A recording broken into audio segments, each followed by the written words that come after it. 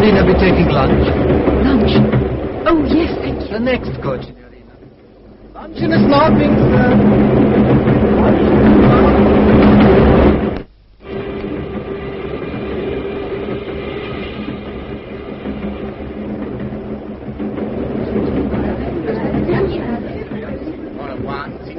Yes, please. There is not a table for one, I'm afraid. Would the Signorina mind sharing, perhaps? This gentleman, if the Signor would be so kind. Oh, it's you. Ah, we meet again. Delighted to see you. Keller's the name, Joe Keller. I'm Laura Hart. How do you do? Look, before we go any further, I must thank you again for helping me this morning. Oh, that taxi driver you meet. Think nothing of it. I know those guys of old. Your English ones are wonderful, but the eye ties can be grasping. You're telling me? Incidentally, what did you say to him? Nothing that a young lady should hear. I guess I better tell you a little bit more about myself. I'm from Galsworthy, Pennsylvania, and I work for a newspaper. Well, I'm from England, as you know. I'm just traveling abroad for fun. Well, actually, it's a sort of convalescence. Nothing serious, I trust. I had my tonsils out. Doesn't sound bad, I know. But they were rather large tonsils. The surgeon who cut them out said they were the biggest he'd seen this year. Well, what do you know? And where are you for? For? Oh, I'm going to Lienz. Oh, that's fine. So am I. We'll be able to see something of each other. Have you made a reservation yet? No, I don't need to. I'm staying with my brother. He's vice consul. Ah, corps diplomatique. Is he now? Well, Charles is only a vice consul. That's almost the lowest thing you can be. He comes under the British consul in Innsbruck, and he's under the ambassador in Vienna. Is that so? And you, are you traveling for pleasure, too? No, I'm not, no. Like I said, I'm a newspaper man. I move around looking for things to happen. When they start happening, I start sending cables. A special correspondent? No, not as important as that. I'm on a roving commission. I have a nose for trouble. Well, my editor thinks I have, which amounts to the same thing. The fact is, I had a piece of luck to start with. And that's what matters in the newspaper business. You remember what Napoleon said? He said such a lot of things. He said he liked lucky generals. Same with editors. My editor calls me Lucky Joe. He tells the other boys all you got to do is watch where Joe takes his vacation. Something's bound to happen. A race riot, a revolution. I don't claim to be responsible for Castro, but I happened to be in Cuba when he took over. It can't all be luck. The first time, perhaps, but after that I expect there was a good deal of judgment in it, too. Or maybe I have got a nose for trouble. Scusi, signor. What? Just the man I want to see. Would you like an aperitif, Miss Hart? Lovely. A dry martini, please. That makes two of us. Due martini, prego. Due. Si, signor. You know, it really is a coincidence, both of us going to Lienz. I bet you hadn't heard of it till your brother was posted there. I still muddled it up with Linz, even after he'd been there for some time. I don't suppose one person in 50 could tell you where it is offhand. It's an important little place, though. And going to be more important still if this trouble in the Tyrol develops. The bit of trouble your nose is leading you to this time. That's right. You know, the real trouble in the Tyrol is the Nazis. Nazis? You mean Austrian Nazis? I mean German Nazis. The old dyed-in-the-wool Heil Hitler gang. Plenty of them left in Germany. But what have they got to do with the Tyrol? Any sort of trouble's their business. And the Tyrol's their favorite sort of trouble. German speakers being oppressed by foreigners. Are the Italians oppressing them? Depends on your point of view. The Italians say they're just governing them, maintaining law and order. The Germans say they're discriminating against them, and they don't like it, particularly as there are about twice as many Germans as Italians. What's actually happening? The Germans are blowing up pylons and railways. The Italian federal police are trying to stop them. There's been quite a lot of shooting, and there are one or two pretty ugly atrocity stories filtering out. Atrocities by whom? Well, they say by the Italian police, on suspected terrorists. Or on innocent peasants, according to your point of view. How does Lienz come into it? If I had a map, you'd see the answer to that. Let's see if I can demonstrate. Now, if you're coming south from Innsbruck, you come through North Tyrol, as far as the Brenner. Now, that's the gap between the two spoons. After that, you're in South Tyrol. The Brenner's the Austro-Italian border. And that's where all the trouble is? Right. But if you go east from the Brenner, which you can't because there are too many mountains in the way, but come a bit further south to Brixen, which the Italians call Bressanone. Mm-hmm. That's the pepper pot. And then go east. You get back into Austria. Austria sticks down a lot further there. Now, that's the new province of Lienz. But what's special about it? I mean, lots of countries jut out into other countries. Well, what's special about it is this. Lienz is pretty well cut off from the rest of Austria. There are two ways in. One's up the Drava from Villach, and that's not much of a road. It doesn't really lead into the main part of Austria. The main road's from the north. That's over the Grossglockner, one of the highest main roads in Europe. And it only needs one good fall of snow to block that. So most of the year, an Innsbrucker who wants to get to Lienz goes over the Brenner, which is always open, and through Italy. And now he can't. Well, he can, but it's very much more difficult. When the trouble started, Italy imposed special visas and a lot of new restrictions, tightening up customs formalities and so on. If the situation gets worse, they may close the Brenner altogether. Then Lienz is out on a limb. I see. That's why a few months back they handed them over a bit of autonomy. They control their own Landes police and security now, and communications. It only needs one real incident on either side of the frontier, and the situation could go up in smoke. Here are our drinks. Cheers. Cheers.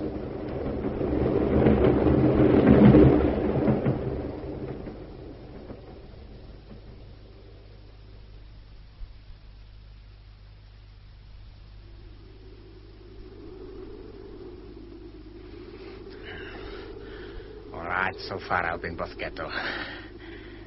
Your stuff was safe where you left it 3 years ago. Money, passport and gun.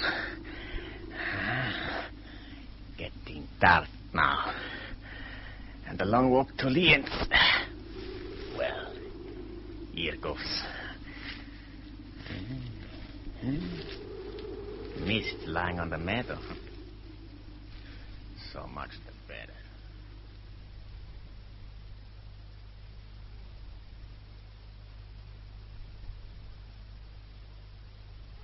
More coffee, Laura? No, thank you, Charles, dear. I've had an enormous breakfast.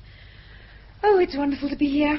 Such a lovely morning. I'm glad to see your op hasn't spoiled your appetite.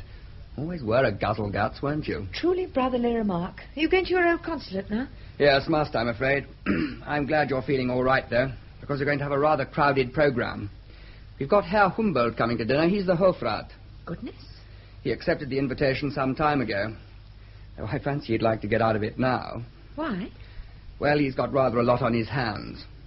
Bundesminister Franz Miller, roughly the equivalent of our Home Secretary, is coming here from Vienna tomorrow, bringing a cardinal bishop with him. He's a local boy from the Tyrol.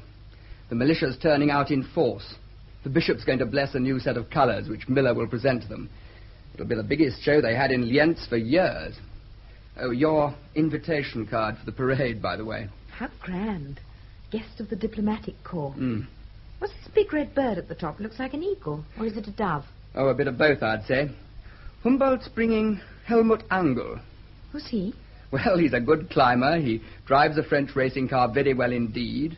And he has a chance of being in the Austrian team for the international winter sports. In England, I suppose, he'd be described as a playboy. You're not trying to put me off him by any chance? Heavens, no. You're old enough to make up your own mind about people. Oh, now, I must be off.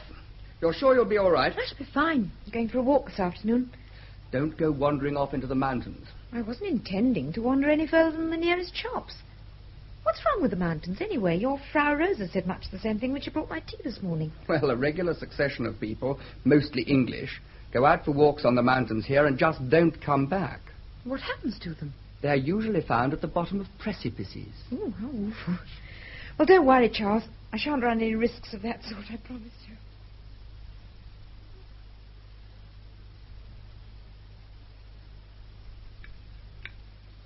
How do you like our Tyrol, Miss Hart? Lovely, what I've seen of it, Herr Humboldt. You have chosen the right moment to visit us. That's just what I told her, Herr Humboldt. You have a name for this season, haven't you? I can't quite remember. We call it the Bellemanswoche. The Bellerman is the old man who goes round after the feast is over, cleaning up the tables and snuffing the candles. Oh, yes? But when the Bellerman has finished his work, when he has extinguished the last candle, the snow will come. I hope I shall still be here. I love the snow. You are a skier, Miss Hart? Not really, Herr Uncle. I've skied a little. I like it, but I fall down a good deal. Everyone falls down. You know, I once fell head downwards into a crevasse and hung there supported only by my skis. I thought that only happened in comic papers, like getting hitched up on a punt pole. There was nothing comic about this, I assure you. I hung there for more than an hour. In the end, I succeeded in wriggling out of the bootstraps, and then I fell. Fortunately, I landed on a ledge not too far down. Then I climbed out. It was a lesson. A lesson? And not to go into the mountains alone. You're the third person today who's warned me against the mountains. Both my brother and his housekeeper seem to think I should wander off into them and never be seen again. You should not disregard the warning, Miss Hart. There are wild men in the mountains. They live in caves like beasts. Occasionally we have a drive to clear them out, but they live close to the frontier and have only to cross it to be safe. Many of them are Italians. There was that woman tourist only last February, the one they found under a rock. I apologize, Charles. It's not a very pleasant conversation for the dinner table. How are your preparations going forward for tomorrow, Herr Humbert? They are complete. Do you anticipate trouble? There will inevitably be trouble, Mr. Hart. Trouble with crowds coming to and from the square. Trouble with traffic, with the extra security measures we shall have to impose. The safety of a Bundesminister and a cardinal bishop have been entrusted to us. No, I really meant racial trouble. I couldn't help noticing a slight increase of rowdiness. You know, slogans on the walls, that sort of thing. There's a subversive Italian element in Lienz. It is small, but troublesome. I have sometimes suspected that it receives support from our political opponents. Have you really got a troublesome Italian minority here, Herr Humbert? What do you mean, Miss Hart? I meant that national minorities sometimes get blamed for a lot of trouble that has nothing to do with them. Really, Laura? Well, they form a sort of useful whipping boy. Or a scapegoat. How long have you been in Lienz, Miss Hart? Well, exactly 26 hours. And in your 26 hours, you have come to the conclusion that we have not got a troublesome Italian minority. It just occurred to me that the Italians might be having their own troubles, too. And when did this thought come into your mind, Miss Hart? About 2 hours ago. I happened to see an Italian being beaten up by 3 Austrians. It was horrible. They cornered him in a little dark alley and kicked him and jumped on his feet.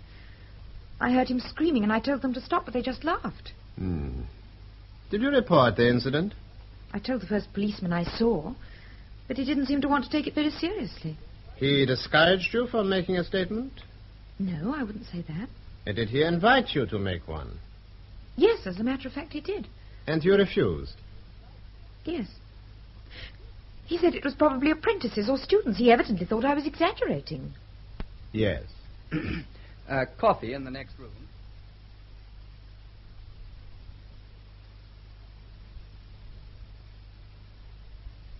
Good night, Helmut. Good night, Humbert. It was very nice of you both to come. Good night, Mr. Hart. Delightful evening. Thank you so much.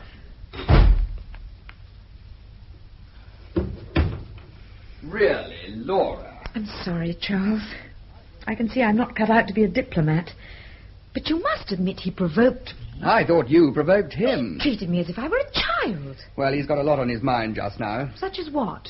Well, there really has been trouble over the South Tyrol, and it could turn quite nasty. What I don't understand is who's making the trouble. South Tyrol belongs to the Italians, yes? Well, it doesn't belong to them. It was awarded to them after the First World War. They were on our side in that war. But they were against us this time, so why didn't they have to give it back? Well, the only people they could have given it back to were the Austrians, and they were on the losing side, too. I think it's horrible trading countries across tables as if they were counters. I'm going to bed.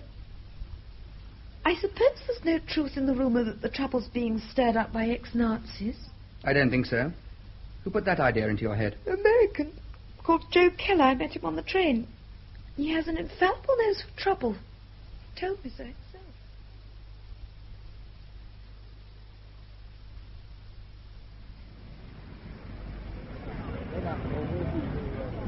Hey there. Miss Hart? Oh, it's you, Mr. Keller. Good to see you. You going to the parade? Yes, I'm meeting my brothers there. Join me in a cup of coffee first. I'd love to, but do you think we ought? It's due to start at 11 and it's 5:02 now. It's a full-dress military shebang. There'll be half an hour of forming line and marching and counter-marching before business begins. You got a ticket for the VIP seats, I guess. Row C, wives and ladies of the diplomatic corps. And I have a press pass, so that's all right. Plenty of time for a cup of coffee. Let's sit outside. Make the most of the sun whilst it lasts. Waiter. Zwei Caffeine, bitte. Ja, mein Herr. Struck. 'Tis lovely out here in the sun. Not a cloud to be seen. Not in the sky, no. Why, do you think... Oh, good morning, Herr Uncle. Good morning, Miss Hart. I shall see you at the parade. Certainly. The speeches will be dull for you, but it will be a fine spectacle. Sorry, I didn't have time to introduce you. Oh, that's okay. I have a feeling I know that guy anyway. Helmut Uncle? Of course. Mountain climbing, ski jumping, racing cars. Yeah, all the really expensive ways of breaking your neck. If you've a lot of money to spend, that sounds quite a healthy way of spending it. Oh, sure. A great boy. Zwei Kaffee, mein Herr. No, thanks. Sugar? Thank you. He's, interested in politics, too, I'm told. Helmut is? What sort of politics? Does the, Tiroler Bodenbund mean anything to you? Or the name Bergisel? Nothing at all. I don't even know who Bergisel is. Oh, fame, how short thy span. Short as the memory of man. Bergisel was a battle. Oh, dear. It was one of the greatest victories ever gained by irregular troops over a regular army. It's a place near Innsbruck, a sort of a tea garden now, where Andreas Hofer, of blessed memory, routed the Bavarian and French troops. Is he the gentleman with the beard they've got all the statues of? That's him. And when did it all happen? Oh, 150 years ago, just about. Oh, well, you couldn't expect me to know about a thing like that. People around here know about it. They've got long memories in these parts. Whenever something happens which they regard as a threat to the Tyrol, the historic Tyrol, Andreas Hofer burnishes up his arms, and people like your friend Helmut either join the Bergisel Bund, which is respectable, or the Tiroler Bodenbund, which is more fanatical. Really? Well, he isn't my friend. I met him precisely once at dinner last night. All the same, I could hardly help liking him. He was such a pleasant contrast to our other guest. Who was he? Herr Humboldt. The half-rat? That's right. Well, now. What I wouldn't have given to be there. Now, that's a man who's come a long way in a short time. And knows it. How did he get to Lienz? Oh, it's an old rule of politics. When a subordinate gets ambitious, you send him off to rule a distant province. The Romans thought that one up. Sometimes it works all right. Out of sight, out of mind. Sometimes it backfires. The proconsul gets up such a head of steam in his own province, it blows him back into power in the capital. He didn't strike me as the sort of man who would be likely to make a mark in history. How come? Well, he's such a little man. Most of the trouble in this world has been caused by small men. Napoleon was 5'2". Hitler was 5'3". Oh, hey, we better be moving or we'll miss the parade.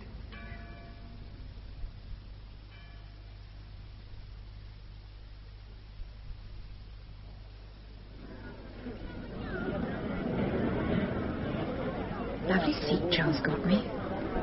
That big building opposite must be the palace. Wasn't that we drew for me? Yes, here it is. And that quaint-looking affair on the right with the little turrets. That's the State Theatre. Looks more like a castle.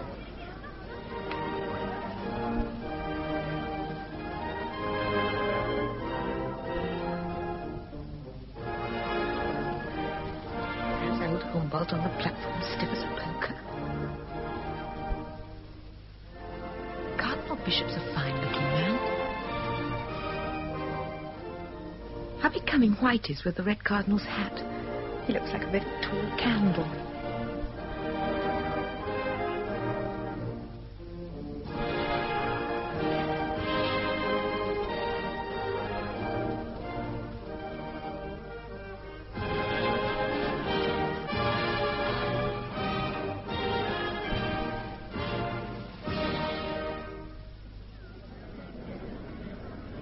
Shan't understand much of the speeches. Wish my German was better.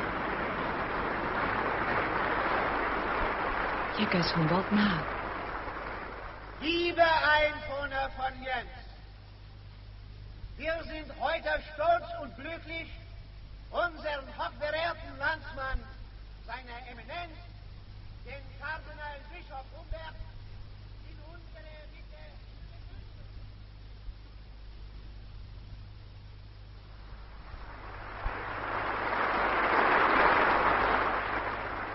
some of what the Cardinal is saying. Something about the freedom of the High Tyrol and betrayal. I think that's what he said. Gib ihn auf! The Cardinal Bishop, he's been shot! I saw it! I saw it! Charles, I must get to Charles. Let me through, Peter. I must get through. I must find my brother. John! Charles! Charles! Stay where you are. I'm coming. Quick, come with me. The crowd's getting ugly, and the sooner we're out of this, the better. Bitte bleiben Sie ruhig. Die Polizei hat den Attentäter schon verhaftet. Bitte Better get back to the flat. There's still a way out behind the theatre if you jump to it. Charles, I saw it. We all saw it. It was a bestial thing. They've got the man. That's something. But Charles... It was that tall, black-haired man under the lamppost. I caught a glimpse of him as he fired. He looked like an Italian. There's going to be trouble if he was. Charles, it wasn't him. I saw it. We'll have to get over this fence. I'll give you a legger. That's it. Now, see if you can work your way round to the back of the theatre. The crowd isn't quite round there yet. I've got to get back. Round to the back, he said. Oh, here's another fence. I flattened my stocking, my best. Murderer! Stop him! Stop him!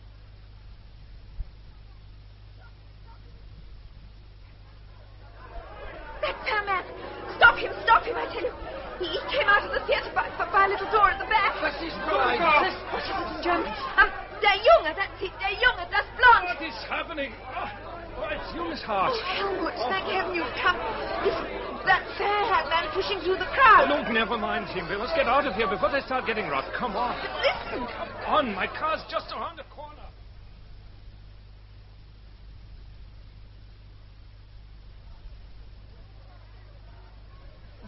Would you mind stopping for a moment? I can't... What you need is a drink.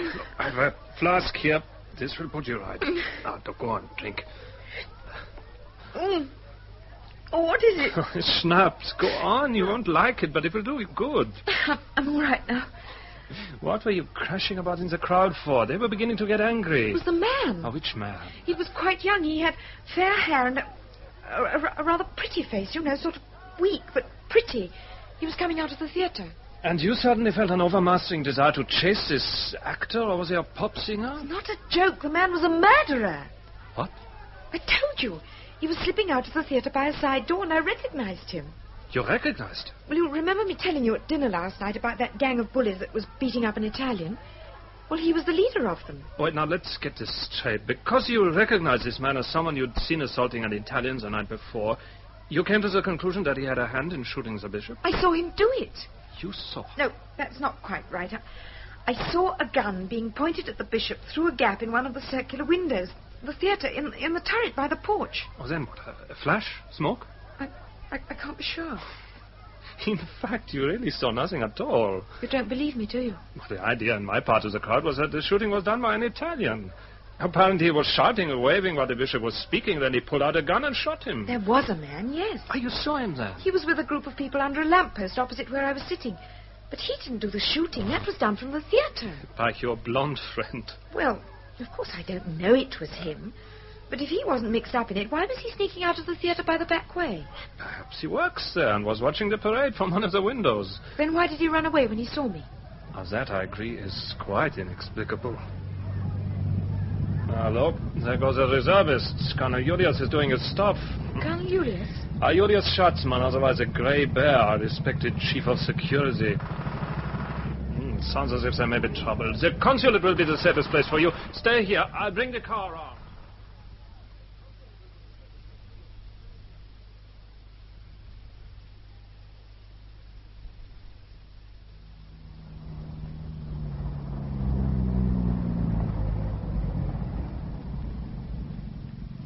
Now, would you like me to come up with you? No, I shall be all right. Thank you very much. Frau Rosa will look after me. If you do want me for anything, please telephone me. I shall be honored to, please. Here's my card. It has my telephone number on it. You've been very kind. There's just one more thing. You know, I think it would be wiser to forget all you may have seen or may not have seen in the square. Eyes play strange tricks. And your brother did say that you'd been ill. Auf Wiedersehen. Goodbye.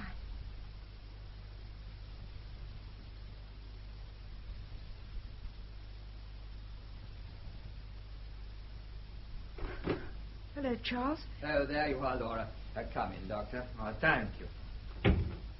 This is my colleague, Dr. Pisoni, Italian Consul General, my sister Laura. How do you do? Charmed, Signorina.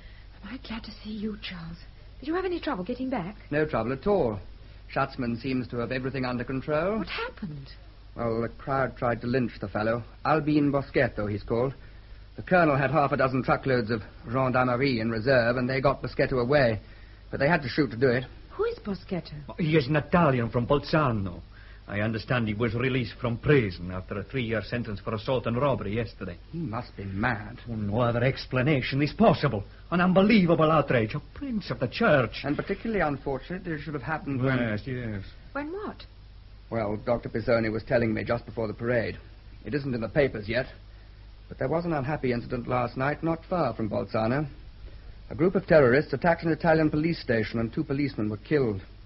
Would Boschetto have known anything about it? One of the policemen who was killed was his brother. Really? That doesn't tie in very well with your first conclusion, does it? How so? Well, you said he was mad. Well, if he had a brother killed by the Austrian terrorists and got to know about it before it came out in the papers and got hold of a gun and got his own back by shooting an Austrian bishop all inside 24 hours, he sounds to me a pretty smooth performer. Smooth? She means efficient. Oh, see. And if it was thought that Boschetto had official support in this matter, that it was a reprisal, it could lead to almost any consequences. I thought he'd been in prison till yesterday. How could he possibly have any official support? He'd probably had too much to drink and his friends couldn't control him. They were trying to hold him down. I saw him. You saw him do the shooting? Charles Boschetto did not shoot the bishop. Well, he was taken with the gun in his hand. Many people near him saw him pull it out and fire The it. shots he fired went nowhere near the bishop. He was struggling with the people around him. They probably went straight up into the air. But the Cardinal Bishop was shot. If not by Boschetto, then by whom? He was shot twice, quite deliberately, from a turret window beside the portico of the theatre. I saw the gun. You saw the gun? My dear Laura. I saw more than the gun. When I was getting away from the square, I saw the man who had used it. He was slipping out of the theatre by a side door. I not only saw him, I recognized him. Recognized him? And I should be able to recognize him again. You see, I'd seen him before.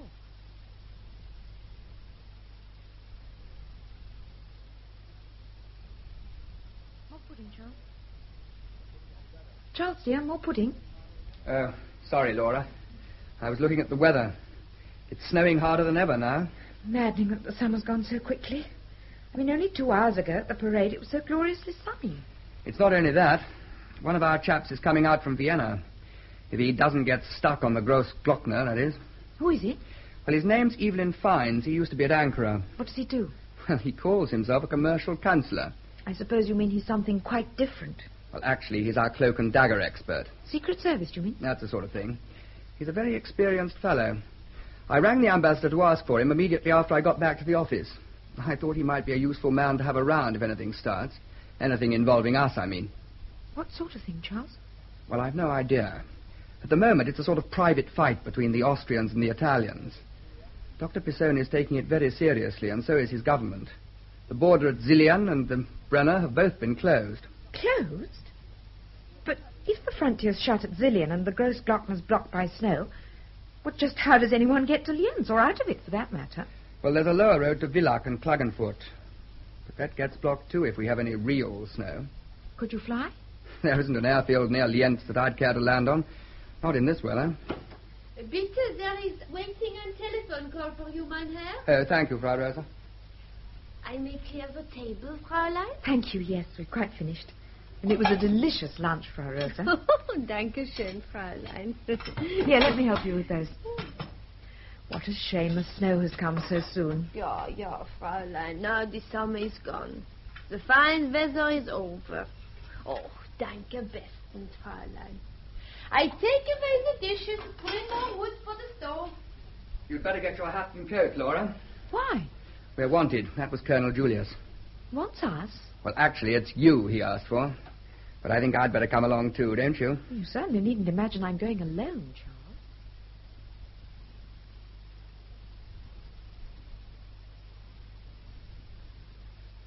It is most good of you to come, Miss Hart. Mr. Hart. Please sit here, facing us. Thank you. Allow me to present two of my staff, Inspector Moll and Dr. Kippinger. How do you do? Now, Miss Hart, you were a witness of the shocking affair this morning. Yes. I understand that you have important evidence to offer. When you say you understand that, Colonel, do you mean that you have had some report about me? Yes, I have had a report. Am I allowed to ask from whom? You are allowed to ask, and I will tell you. It was Mr. Hart's Italian colleague, Dr. Bisoni. If I had wished him to make a statement to you, we should have done it through the ordinary channels. It was quite improper of him to repeat a private conversation. Most improper. But the assassin Boschetto is an Italian-speaking citizen of the South Tyrol, and as such, it is Dr. Bisoni's duty to assist him, if he can. All the same, but we are allowing ourselves to be diverted. Miss Hart, have you any objection to repeating officially what you have already said unofficially to Dr. Bisoni? No, I have no objection. Well, Inspector Moll here will take down your statement. Well? Just before the shots were fired, I happened to be looking at the theatre. There are 3 circular windows in the left-hand turret. The left hand as you look at it, that is. Yes? As I looked at the lower one, it opened a fraction, and I saw the barrel of a pistol come through. What color is the paint around the window? What? I'm not sure. Yellow, I think. Why? You were sitting, 30 yards away from the window? The paint is dark green, in fact. It opened a fraction, and you saw the barrel of a pistol coming through. Saw it, and were able, in a flash, to identify it. Oh, really, Miss Hart, how did you identify it? The light was reflected from it. And if light is reflected from an object, it follows that it must be a pistol barrel. I have quite exceptional eyesight. Most exceptional. Did you see the bullets leaving the gun and flying towards the bishop? Of course not. Forgive me, Colonel, but I think you'd be well advised to take my sister's story seriously. She certainly saw something, and it is an odd coincidence that it should have happened when it did. I think it should be investigated. If I did not take it seriously, I should not have asked you to come here. And the story has been investigated to the best of our ability. I shall hope to be able to convince your sister that what she saw was an optical illusion, an effect of light and shade, not a reality at all. Inspector Moll, be good enough to tell Miss Hart the result of your investigation so far. Immediately after the shooting, I ran across to the center of the disturbance, under the lamppost. 3 men were hanging onto a fourth, Boschetto. And Boschetto had actually in his hand an automatic pistol, which the others were preventing him from firing. I took the pistol from him, and after Boschetto had been arrested, I handed it straight over to the head of the police laboratory for testing. Proceed, Inspector. I made a thorough search of the scene, and 1 bullet was found embedded in the woodwork of the pillar, about 8 feet up from the base. I cut out a small cubic section of that woodwork containing the bullet and handed it over to Dr. Kippinger here, who is in charge of our forensic science department. I have the bullets here. This I designate A. It is the bullet which lodged near the spine of the Cardinal Bishop. It was taken from the body by our pathologist, Dr. Kraus, and you will see that he has identified it by his initials on the envelope. And this one I designate B. It is the bullet handed to me by Inspector Moll. Had he taken it out of the wood? No, it was still embedded in the wood, which it had penetrated in an upward direction. Oh, how do you know that? Our Inspector Moll is a careful policeman, Mr. Hart. When he cuts a piece of wood from the pillar, he marks the top. Oh, I see. I just wanted to know. I then fired a bullet from the gun, which had been removed from the prisoner Boschetto. The bullet was fired into a closed box and recovered. I placed it with Exhibit A in a comparison microscope, and I have here photographs. They are 6 times enlarged. Come and see. There are marked similarities if you look closely. They do look alike, certainly. In fact, Doctor, you're telling us that the 2 bullets, one of which was lodged in the body of the bishop, and one of which struck him in the shoulder and ended up in the pillar behind him, that they were both definitely from the gun taken from Boschetto. That is the inescapable deduction. You must, I think, see the force of this, Miss Hart. I suppose so. If the assassin was indeed the man who secreted himself in the theater and fired from the window, as you described, how did he transfer his gun into the possession of a man standing 20 yards away, in full view and in the middle of the square? Couldn't two different guns make the same sort of mark? No. The rifling marks are as distinct as fingerprints. Reflect also that the first bullet lodged in the pillar 8 feet above ground level. The window is what? I have not measured it exactly, but should we say 10 feet up? For the bullet to have struck the bishop in the shoulder, he must have been about 9 feet high. Unless it was deflected. Possible, but unlikely, don't you think? Well, has anyone looked at the window to see if it has been tampered with? Inspector? No, Colonel. You've got us out, Miss Hart. We attach so little weight to your story that we did not take the very elementary step you have suggested. It can easily be remedied. We will all 4 of us go along there now.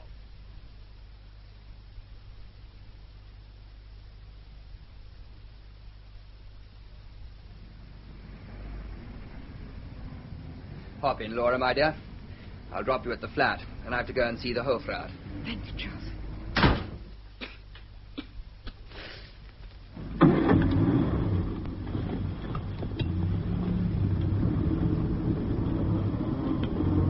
You're very quiet. Anything wrong?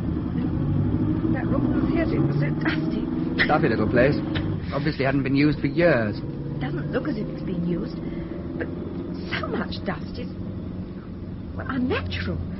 It's as if someone had taken something like a vacuum cleaner in reverse and blown a great layer over everything like icing a cake. I see your point. And if that's so, there's a considerable organization at work. To plant a man in that room with a gun that somehow matches the bullets in Boschetto's gun... And gets him away afterwards, spreads all that dust about, and squares the caretaker. Now, the sooner you're indoors, the better. Got your key? Yes, dear Charles, I have. Go straight in, then, and don't come out again. I'll be as quick as I can. I hope old Humboldt won't keep me too long. What does he want you for? I've absolutely no idea.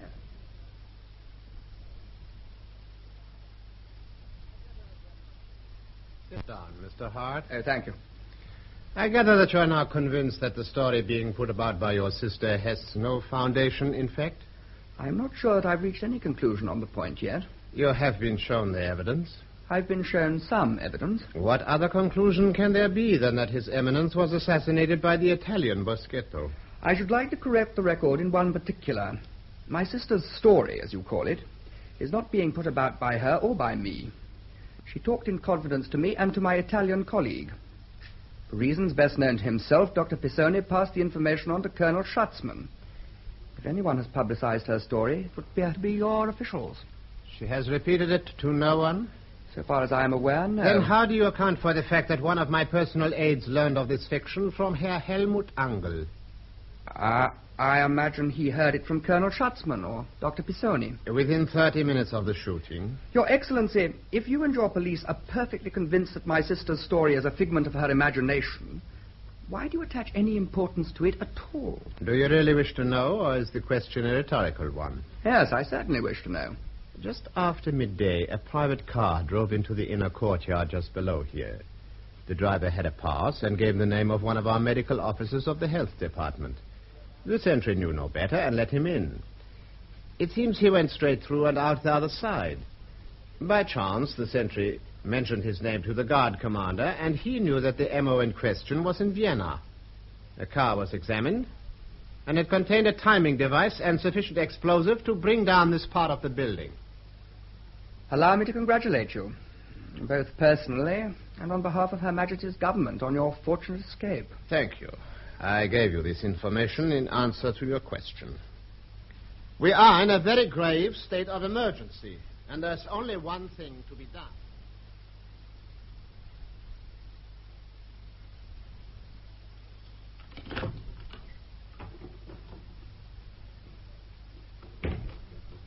It is you, Fräulein? Yes, Frau Rose, it's me at last. Oh, I take your coat and hang it up for you. Dankeschön. And Mr. Hart, will he be long? I don't know. He's gone round to see the Hofrat. Also, there is a gentleman in the front room. Who is he, Frau Rosa? Oh, diplomatic gentleman. His name I do not know. I hope he won't stay long, whoever he is. I'm tired out. Good evening.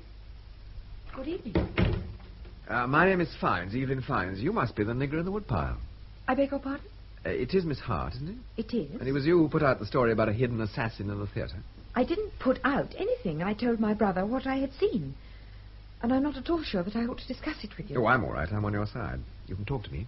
How do I know that? Well, you don't really. That's true. I might be one of Colonel Julius's undercover boys trying to lure you on to further indiscretions. Oh, I might be a reporter from the Lienz Herald out for a scoop. If you had been, I don't imagine you'd have helped yourself to quite so much of my brother's whiskey. I need it. I've come fast and far. Like young Lochinvar, who you'll remember came out of the West, and all the wide border his steed was the best. Well, I came from Vienna in a pre-war flivver with chains on the wheels. I don't mind betting that not many people got over the Grossglockner after me. Wonderful. What was all the hurry about? You. Why should Vienna be worried about me? Well, to be honest, I didn't really know. Like the Light Brigade, I never questioned my orders, however fatuous. I gather you're in rather a delicate situation. Have a drink, by the way. Thank you so much. I'd have done it for you, but I expect you know how you like it. And whilst you're at it, a small one for me. Not quite as small as that. Thank you.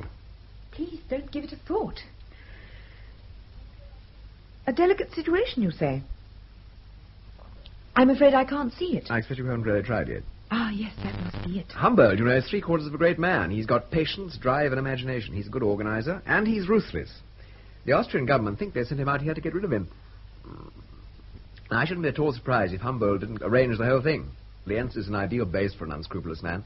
For months at a time, it's very difficult to get at, particularly if the Italian border's shut. Accessibility, that's one of the drawbacks of your up-and-coming dictator. Ah. Before he's really got underway with his dictating, some interfering person from higher up comes along and calls time. What could he do, Humboldt, I mean? Well, he could move in and liberate the South Tyrol, join it to Lienz, and declare an independent state. He couldn't do that. Who'd stop him? Italy. Austria. No, Italy. Well, make your mind up. If Italy moved against him, they'd have Austria to cope with, and Germany as well. There are a lot of Nazis in the Tiroler Bodenbund. But how could he do it? Oh, now you're asking. But it's wonderful what you can do when you get people sufficiently worked up, and there's nothing more calculated to get Austrians worked up than shooting a cardinal bishop. He wasn't, well, he didn't seem to be a very saintly man. Yeah, he had a rather rough time in the war. I believe he was one of the few men who was tortured by the Germans and the Russians.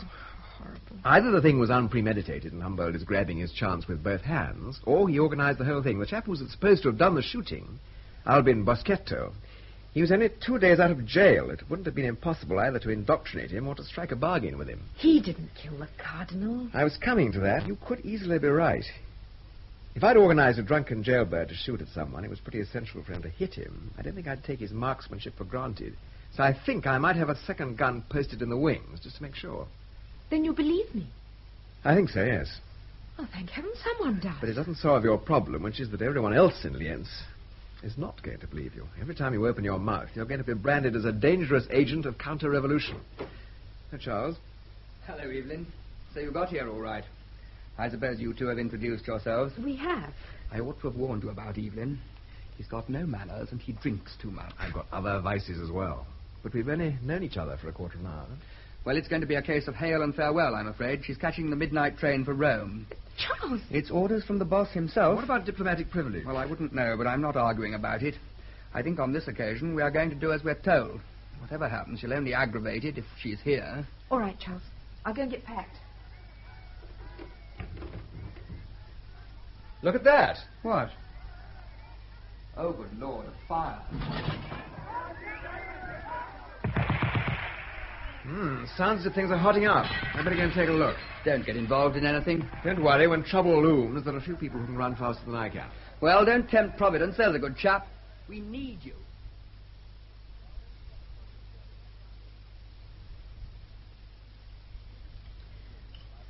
He's been gone ages. What on earth can have happened? Oh, he'll be all right. Get on with your dinner, there's a good girl. You've a long journey ahead of you, remember? Say I remember. Evelyn, we didn't wait dinner. Hope you don't mind. That's all right. What was happening out there? It's quite a party. Can I have some of that delicious soup? Of course. Thanks. Well? Thanks. Well, the crowd set fire to the Italian church. Oh, good Lord. The police seem to have had orders not to interfere. Not too soon, anyway. They fired a few shots into the air to show their zeal. A fire engine arrived and got turned over. And the only person who made any real attempt to keep the peace was Radler. The socialist? I don't know about his politics, but he certainly got guts. He climbed onto the fire engine and fairly let them have it. What did he say? And told them not to be bloody fools. And to go home before somebody really got hurt.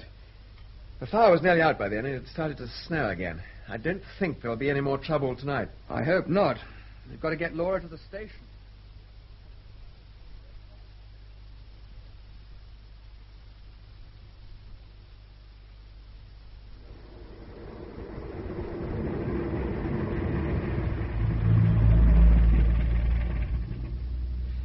Stay here, you two.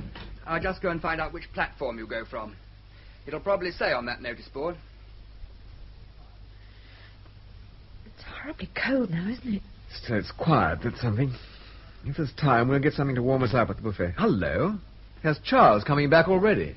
Home to bed, my children. There are no trains into or out of Lienz. What?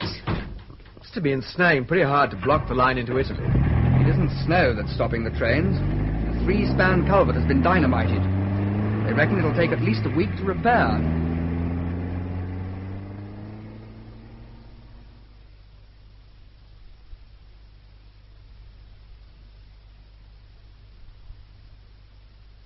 Right, Helmut. I'll be there at 8 o'clock. Goodbye, thank you so much. Frau Rosa? Frau Rosa? Ja, Fräulein? You know you said this morning when we talked about the man watching the flat that you knew another way out? Oh, yes. Those men. If I wish that they follow me, that I allow them. If I do not wish it, I do not allow. I've just been invited out for the evening. So, you're going out to dinner? Yes, that's right. Is a young man? Yes, the gentleman who was here the night I arrived. It will be good for you to go out after being shut up here all day, my Liebchen.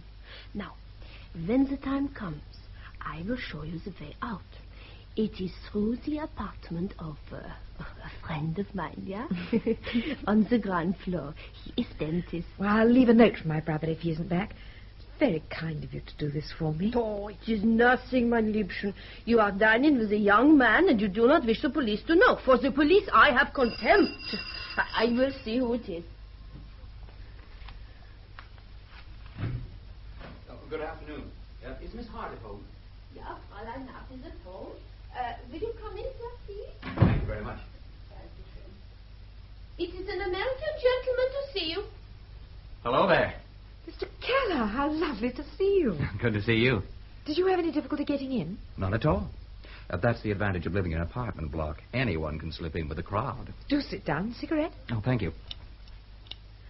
Well, you were right, weren't you, about your nose for trouble? Oh, that. I have to confess that wasn't entirely intuitive. We had a tip-off in Rome that there might be trouble when the cardinal came down here. By the way, would you care to tell me your story yourself? I didn't know it was public property. Oh, it's not as public as all that. I had to pay a lot of money to get hold of it. Well? Well, I've been officially warned to keep my mouth shut. Tell me how much you know already. Well, the story is that you saw someone poke a gun out of a window in the theater and time his shot so that he was covered by Boschetto. The Italian was just a stalking horse. They needled him into waving his arms and shooting his gun off, but they knew he hadn't a hope of hitting the right man. So they took care to have someone on the spot who would hit him. Well, you might as well know the rest. When I was getting away from the crowd, I saw a man coming out of the theater. Ah. I'm as sure as I can be that he fired the shots. Know him to recognize him? Certainly. It's a great story. Could even be true. Of course it's true. The difficulty is they've examined the bullets, and there's no doubt that they came from Boschetto's gun. You could fake evidence like that. How? Well, Boschetto had been jailed, right? Yes. You know he's got a gun hidden somewhere. And you know he'll go and pick it up as soon as he gets out. Maybe you have the hiding place under observation so as to make sure he does pick it up. It's quite possible. But you've been there before him. Had the gun out, fired 2 or 3 bullets through it, and preserved them. You bury one of them in the frontage of the theater. Well, how do you know where? You're organizing the parade. You know where the bishop's going to stand. He can't lead the microphone. How do you know where Boschetto's going to be standing? My guess is they got it as friends. Only someone else had seen the gun. Someone else did. Oh, for goodness sake. Not a human eye. The eye of a camera. He was being photographed from half a dozen angles. Cine cameras, telescopic lenses, a lot. I had maybe a couple of hundred negatives brought to my office. Most were focused sharp on the speaker, but in one, the focus had slipped. The bishop was a blur, but there was lots of lovely, sharp detail of the theater. Did you notice anything? I didn't look at it closely because I hadn't heard your story then. But I seem to remember that one of the windows, the lowest in the left-hand turret, was open a small way, and something was projecting. That's proof, then. Boy, oh boy.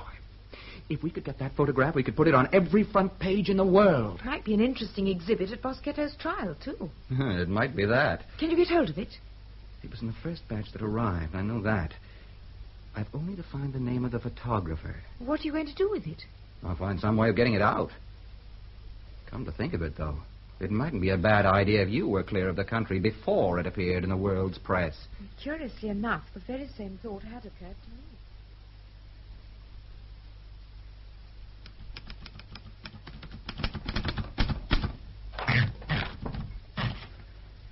Dear Department, the situation here has deteriorated since my last telephone communication on Thursday.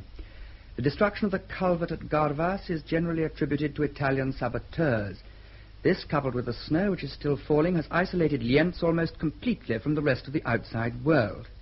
Herr Radler, leader of the socialist opposition in the Landtag, has been placed under protective custody. His offence apparently was haranguing the crowd that was burning the Italian church. Further reserve forces have been called up and camps are being formed in the region of the Italian frontier, ostensibly for road clearance. A military tribunal is being set up to try Boschetto. Oh, hello, Evelyn. Hello. Get any lunch, Charles? Oh, good Lord, no. Been doing my homework. How this is ever going to get out beats me. What have you been doing? Oh, wandering about.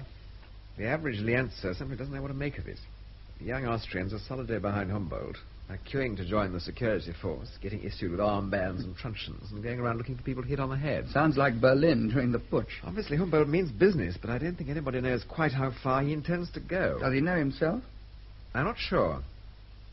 He could be a thoroughgoing Nazi-inspired pan-German fanatic with backing from Munich and Bonn. Or he might just be mad. Oh, incidentally, my Italian colleague, Dr. Pisoni, decided to surface this morning. Did he indeed? What did he want? Well, he dragged me off to the prison while he interviewed Boschetto. Interesting, was it? Well, at first it was just the stereotyped question-and-answer affair. Yes, Boschetto had been well treated after he'd been rescued from the crowd. Yes, he'd heard about the death of his brother. He seemed remarkably unmoved, I thought. He agreed that he'd been carrying a gun for his own protection. He said many people in Austria did the same. What else? Well, this is the interesting bit. He's been given a lawyer to help him prepare his defense. Apparently this character has advised him to speak with absolute frankness about his accomplice. Has he an accomplice? Well, he wouldn't say. But I rather think that was because I was there. What's the time? 7:45. Oh, good heavens. We must be getting back to the flat. Laura will be wondering what's happened to her.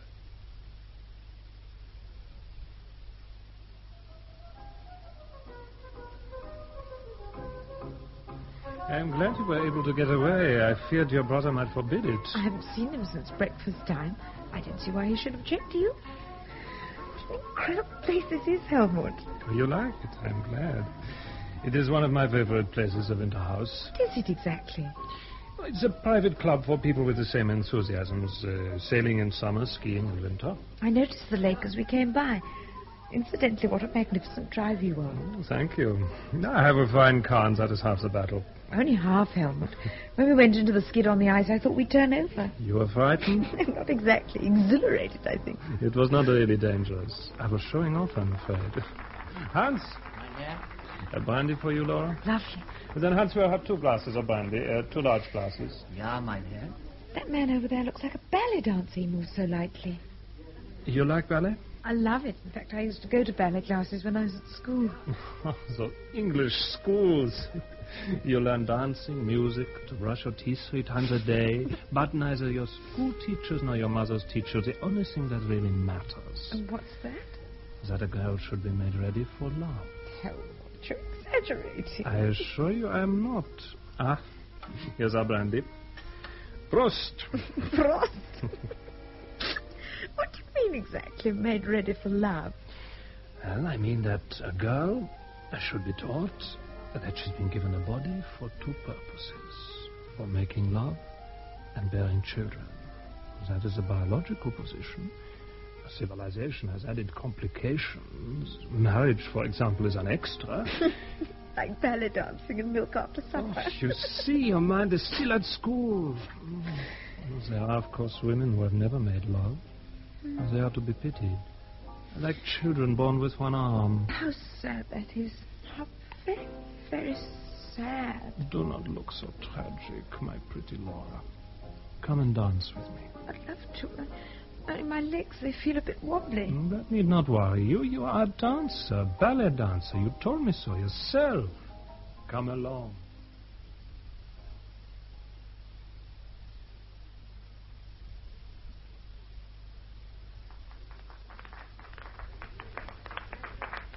Could we go back and sit down now, please? Why, certainly.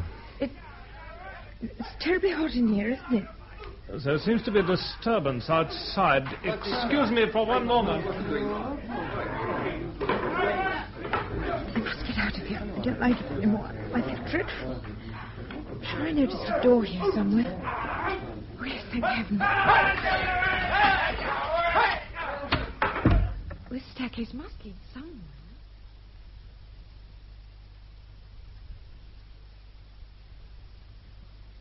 Just a lot of doors with numbers on them. What an odd room. Nothing in it but a sort of telescope. But there's no window. What can it be for? Wait, it's focused on the table where we were sitting. There's Helmut come back. He looks rather bothered. What else can I see? Fair young man. One who murdered the bishop. I must get out of here. I must get out. Can I help you, Fräulein? Quiet, quiet. You are very pretty, Fräulein. I will find a quiet room for us. Let us go of her. That's quietened him for the moment. Now, quick, out of the window. Don't dither. It's not a long drop. The car's over there. Come on. I'm going to be sick. There's no time. They'll be round here in a moment. Get in. There's a chap running down the steps. Hey, you! Catch!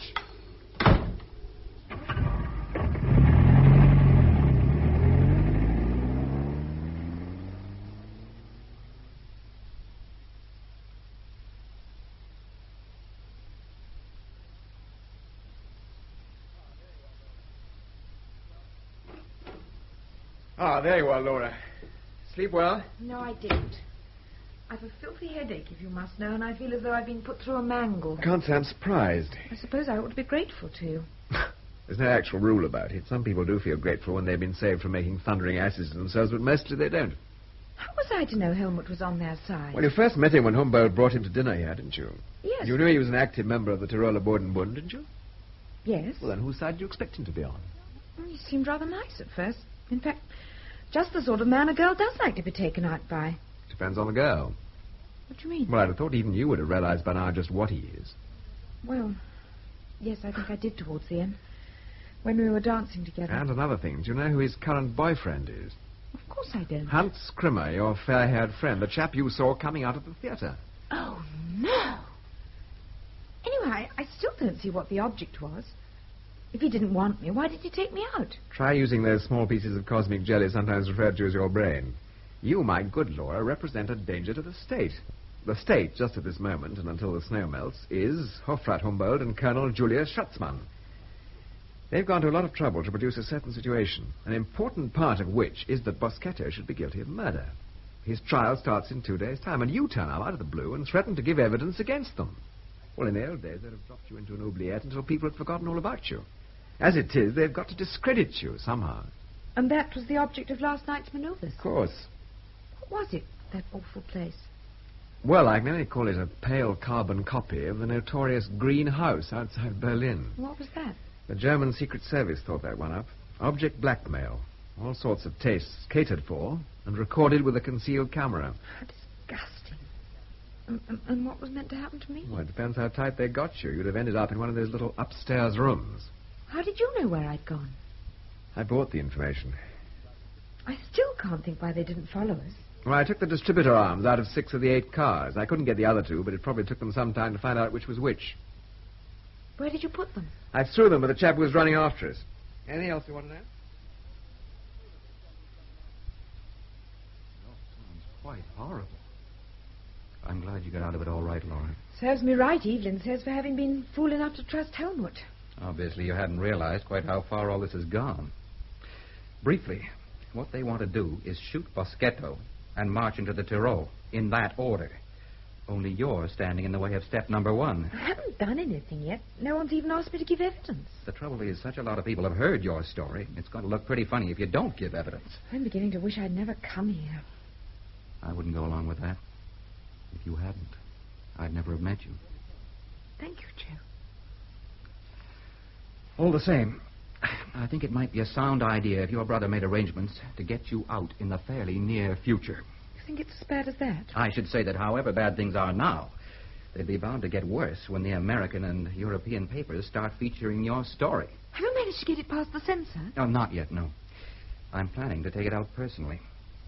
The man whose offices I use, nice chap called Santos, he's hiring me a car and some skis. Nothing wrong. Am I taking a skiing holiday in the Dolomites? Will people believe it? Will they publish it? They will when they've seen the photograph. You've got it! Oh, I'm near to it. It was taken by a local photographer called Hofracker. Guess he knew he was onto something good. It's costing me £500 in Swiss currency. Why Swiss? I can only surmise that Hofracker plans to be in Switzerland himself when the story breaks. I'm off round to his place now to pick it up. Take care of yourself, Laura, my dear. Goodbye, Joe. Joe. Be seeing you. Well, that made a nice change anyway.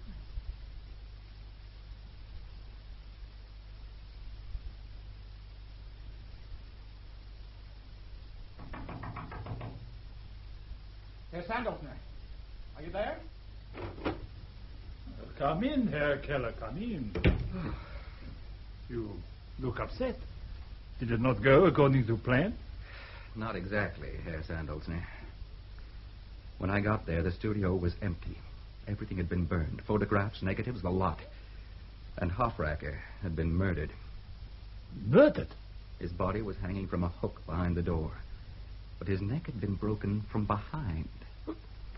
What did you do? There was nothing I could do for him. So I sneaked out again and made my way back here by a roundabout route. I wasn't sure whether I was being followed or not. Someone brushed against me in the darkness, but it was a child, and he ran on. When I got into the elevator to come up here, I put my hand in my pocket and found this. Poor Hofracker must have guessed they'd be after him. So he did this to make sure I'd get it. So this is the photograph. Yes. Yes, it is very convincing. Well, I don't imagine that the police will attempt any official action. They would fear the publicity. They must know that if this photograph appears in a single foreign paper, it blows them and their schemes sky high. Possibly they will have seen the negative. In any event, they will go to great lengths to get it back. An organized brawl or a knife in the ribs? Yeah. Skip the details. But not, I would guess, before tonight. These things go better in the dark. So you had better go now, Herr Keller. Yeah.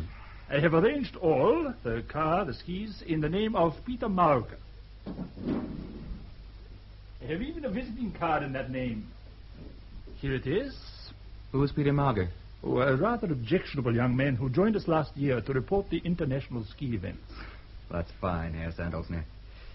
I can never thank you enough. We are not all bad, we Germans. Some of us still believe that truth should prevail. Goodbye, Herr Mauger, and go with God.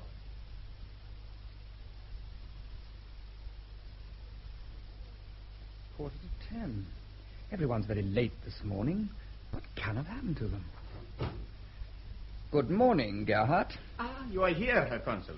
Certainly I'm here. May I point out that it's now 9:45?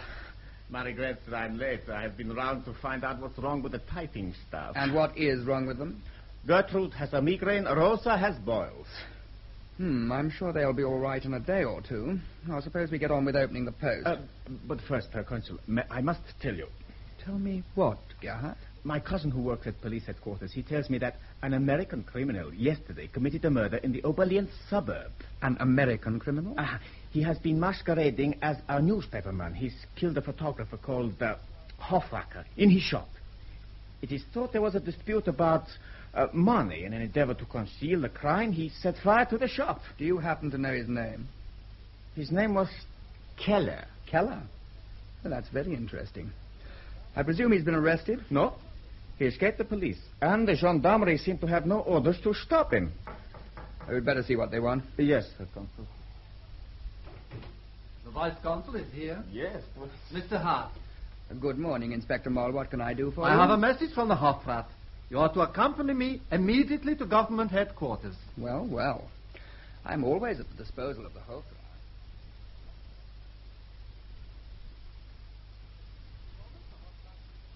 You will wait in here. In a few moments, the Hofrat will see you. I wonder what Humboldt's up to now. The office had been searched last night. That was obvious.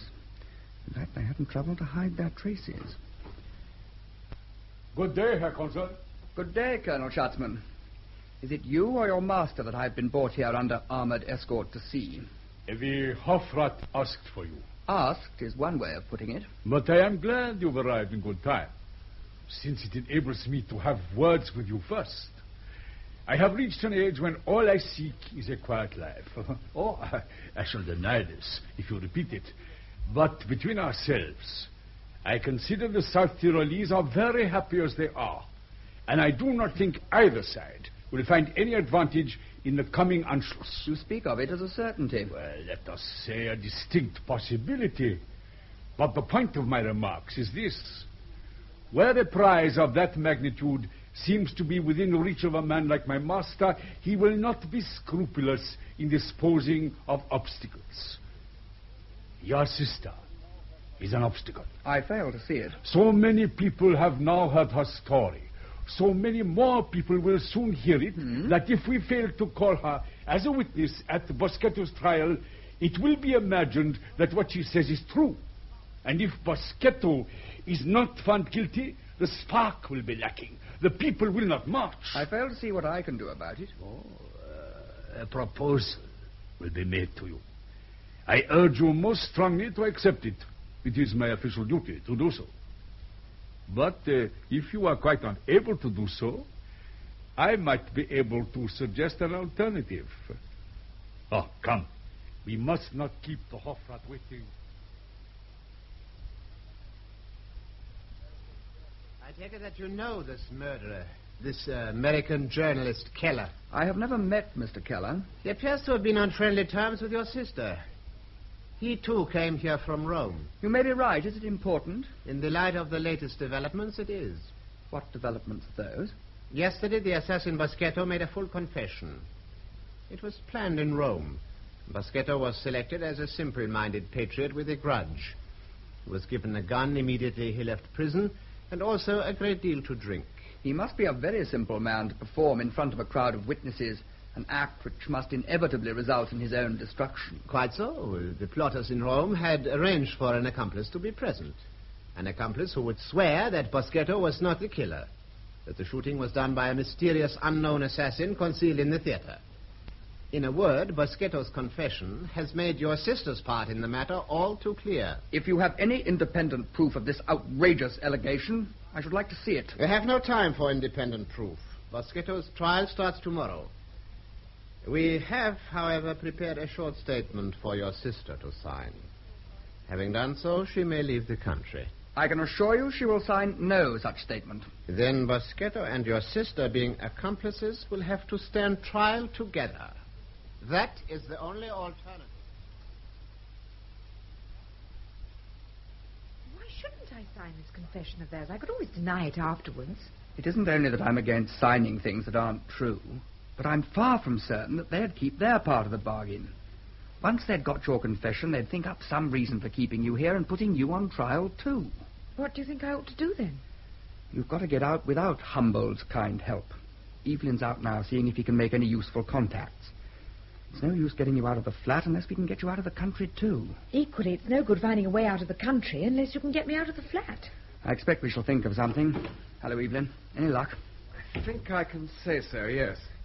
I've just come from the police station. What? I was pulled in on a trumped-up charge and had a most interesting little chat with our old friend, Colonel Julius Schutzmann.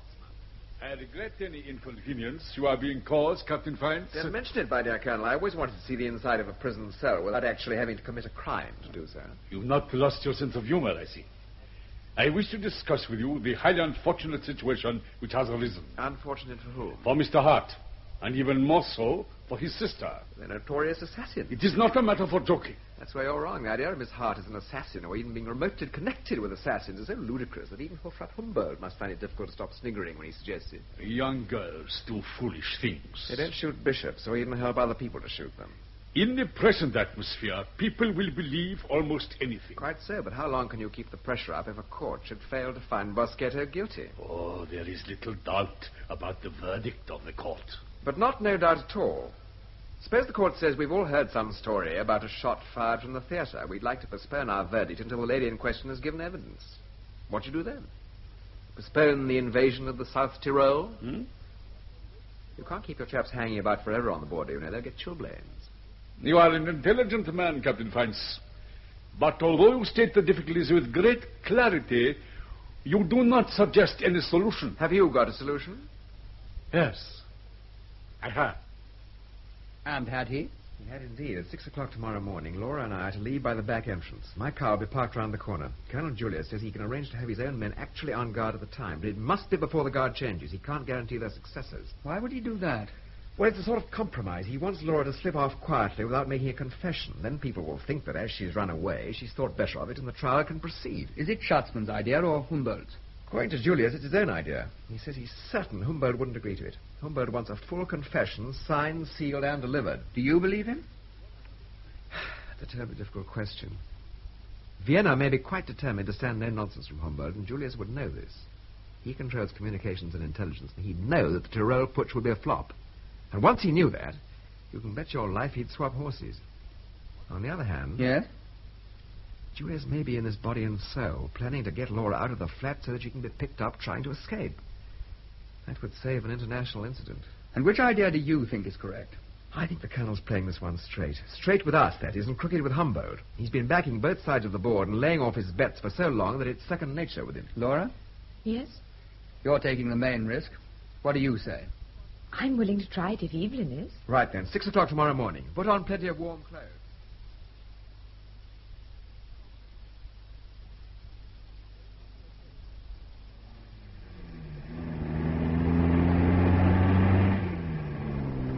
So far, so good. Yes. But did you see who was in that car? Which car? Past us going the other way as we came out of the side road. It was Hans Krimmer. And I'm certain he saw me. So am I. Did you see who was driving? No, I was looking at Krimmer. It was an old friend of yours, Handsome Helmut. They were on the police posts. Now, the posts have been fixed. What they'll probably do is to turn round and come straight after us. Helmut fancies himself as a driver, doesn't he? Yes, I believe he does. Don't worry, it's only good drivers who have crashes. I'm far too bad to come to any harm. 15 miles to the first post. Here goes.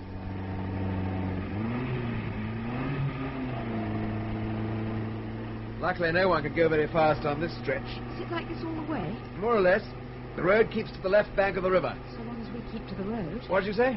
Nothing. What happens when we get to Oberdrabert? We go straight if they let us, and on to Mountain.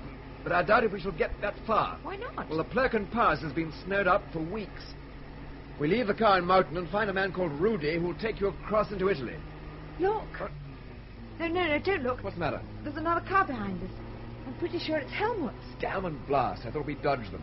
You sure? Yes, I can see it now, coming up fast, too. If I had a car like his, I could drive fast. Could we get off the road and up into the forest? No, they'd see our tracks in the snow. Can you still see them? No, they're behind that dip at the moment. Right, I'll pull her off the road.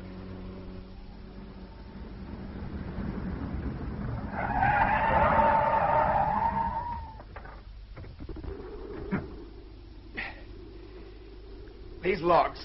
Help me heave them onto the road, will you? Might stop them. That's it. Here she comes.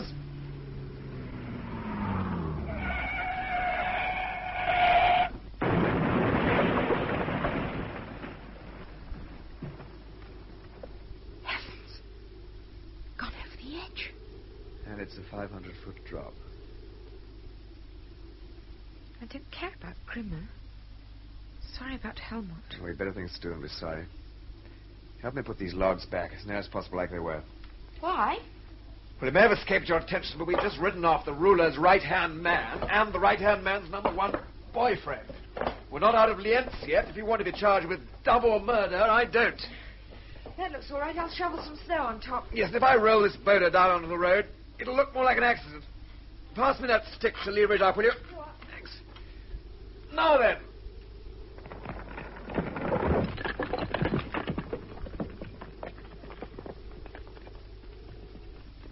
Now, get back in the car. We've quite a way to go.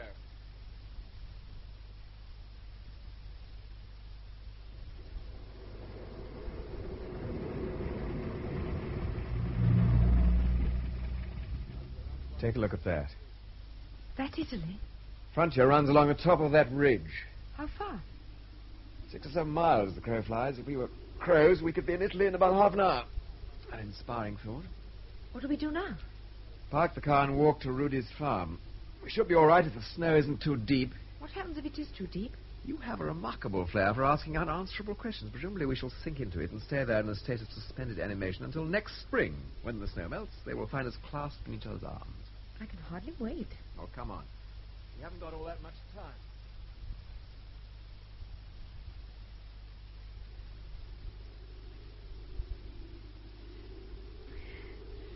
Been climbing for 2 hours. I don't think I can go much further. It's only another mile or so, according to the map. Just a minute, listen. Quick, lie down. Keep still, it's a helicopter.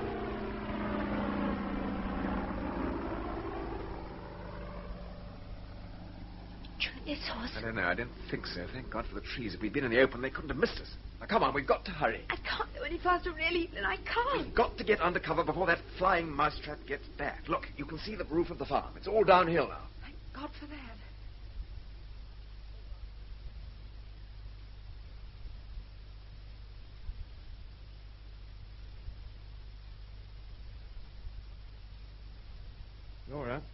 Laura. Wake up. Rudy's back from the village. It's time to thinking of the last lap. I brought you some soup and a glass of wine. What's up? Oh, it's you. First you drag me up a mountainside like the monstrous bully you are. Then you sit on the end of my bed like an old family doctor prescribing chicken broth and a glass of red wine. I'm a man of many parts. Talk to me while I eat this. Are you coming with me, by the way? As far as the frontier, yes. Then I shall go back and hold your brother's hand. Do you enjoy your job, Edith? Not very much. But intelligence work's anything I was trained for. I'd have thought it was fun. Well, the novelty wore off. I didn't volunteer. I was drafted into every damn silly outfit in the army. I was dropped out of aeroplanes, landed from submarines, went for long circular tours in the desert. Oh, it might have been fun to start with, but I was never very brave. And any courage I started with had evaporated long before the war was over. Courage can't evaporate. I'm telling you the truth, the whole truth, and nothing but the truth. Now, why I should bother, except that you look so curiously attractive, lying there with your hair like a bird's nest. If we stop talking for a single moment, you'll find me right in there beside you. What was I saying? You were talking about courage. Yes. Courage. That's what people don't realize. About courage, you can use it up. It's like the capital you inherit when you're 21. You think it's going to last forever, but it doesn't. Once you've used it, it's almost impossible to replace. What is it, Rudy? Pardon, gnädiger Fräulein, but can you get ready now? Yes. I thought you weren't going till dusk, Rudy. It is my son. He saw you arrive. My wife has just told me he ran down to the village. I fear he is raising the alarm. I did not know he had seen you, or I would have locked him up till you were gone. He is an active member of the Bund and quite untrustworthy. Armored car. Sounds as if he's managed it, blast him. Off you go. I'll keep on bare as long as I can. So long, Laura. Come, Fräulein. We'll go the back way and through the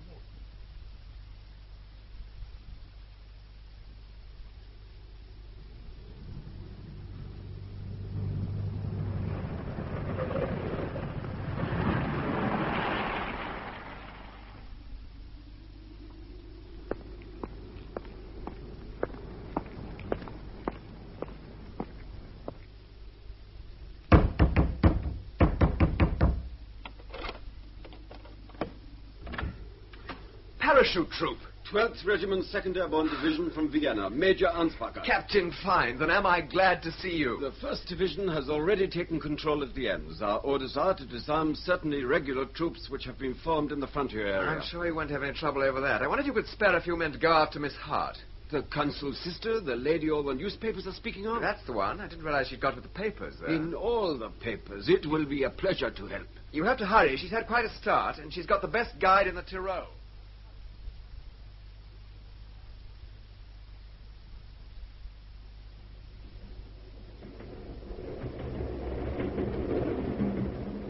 Joe, it was good of you to come and meet me at Tolmezzo. Shouldn't let the heroine make a solitary entrance into Rome now, could I? Here, take a look at this. A photograph. And an awful picture of me. Oh, it's the snap I gave to a friend in Rome before I left. They got to town in the article, all right. Listen.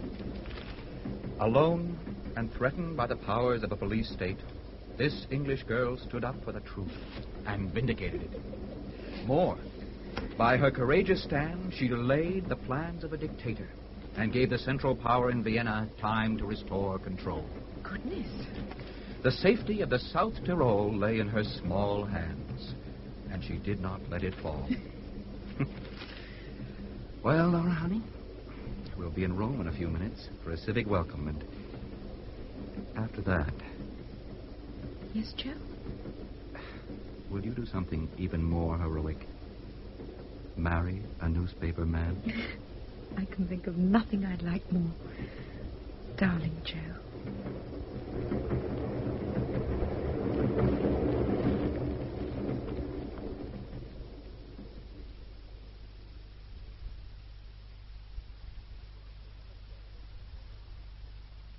That was Prunella Scales as Laura Hart in After the Fine Weather, adapted by Cynthia Pugh from the novel by Michael Gilbert. The rest of the cast was as follows. Colonel Schatzman, Philip Lever, Joe Keller, Ronald Wilson, Boschetto, Michael Goldie, Charles Hodgson, Alfred Humboldt, Malcolm Hayes, Helmut Angel, Gabriel Wolfe, Dr. Pisoni, John Baddeley, Frau Rosa, Elizabeth Morgan, Evelyn Fines, Peter Howe, Sandholzner, Frank Partington. Other parts played by members of the BBC Drama Repertory Company. The play, which was recorded, was produced by Betty Davis.